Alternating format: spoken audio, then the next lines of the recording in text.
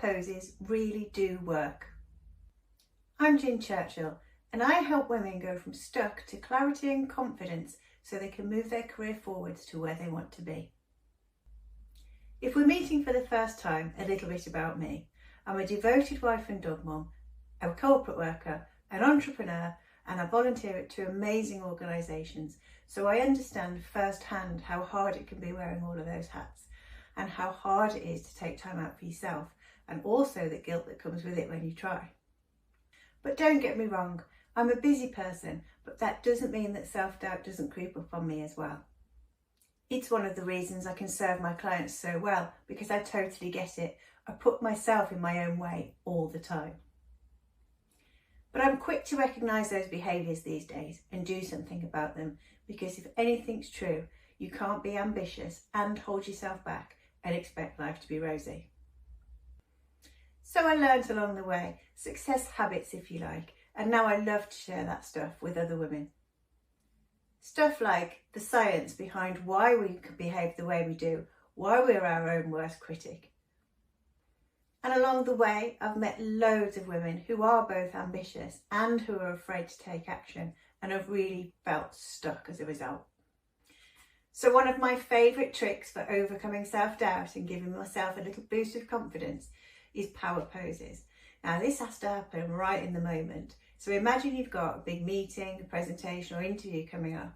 You've prepped for it, you've done your resume, you've thought of some questions to ask at the end, your dress is on point, and you get there on time and everything's going absolutely fine. You can't do any more about it, but you suddenly get that attack of the jitters. It's totally human and it happens at every level. It really does. So the way a power pose works is I teach my delegates normally to go into the bathroom right before the meeting, lock themselves away so nobody can see them and think they're crazy. And actually what you're doing is imagining your favourite superhero and striking that pose.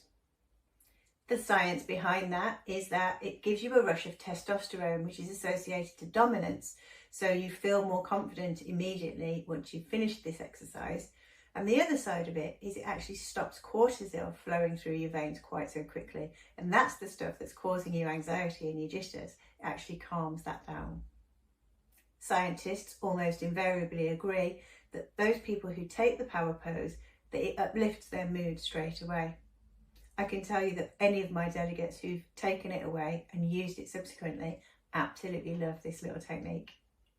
So I'm going to show you 3 of them now. Choose any one of them, hold for 1 to 2 minutes and really feel into that pose. So number 1 is the Wonder Woman pose. So Wonder Woman, when she's standing posing, her legs are kind of hip width apart. She's very tall and upright, chest's lifted, arms famously resting on her chest and her head slightly up. What you'll find with all of these poses is they're very open and kind of make yourself large. So number 2 is the Superman pose. So imagine Superman when he's getting ready to fly. He's got one arm up in the air, one arm by his side, and he's looking up really powerfully. Again, chest puffed out. The third power pose comes from yoga and it's called the salutation. So again, plant your feet so you're nice and strong. Come up through your spine so you're really feeling that strength right up into your neck and up into your head.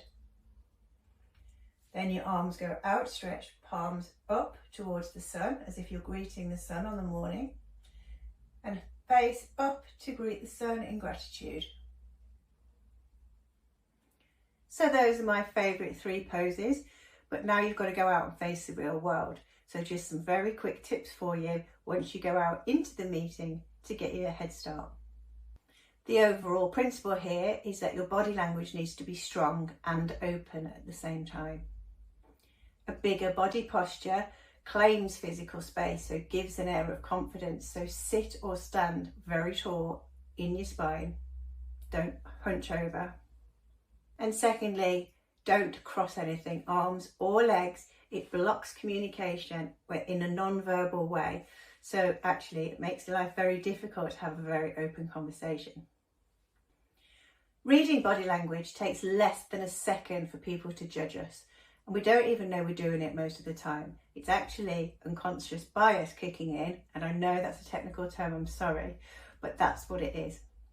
So you can be as knowledgeable and prepared for a meeting or an interview as you want to be, but if your body language is telling people something different, you're going to come across as not very confident and not someone who can be trusted to do the job.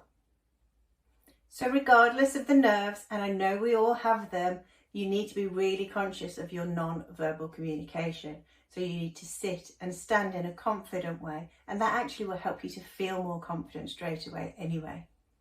If you've enjoyed this topic, I've got 6 more of them, all contained in a handy guide called Banishing Self-Doubt. There's a link to that document down below. It's totally free, so go ahead and download that. And in the meantime, you have a fantastic week.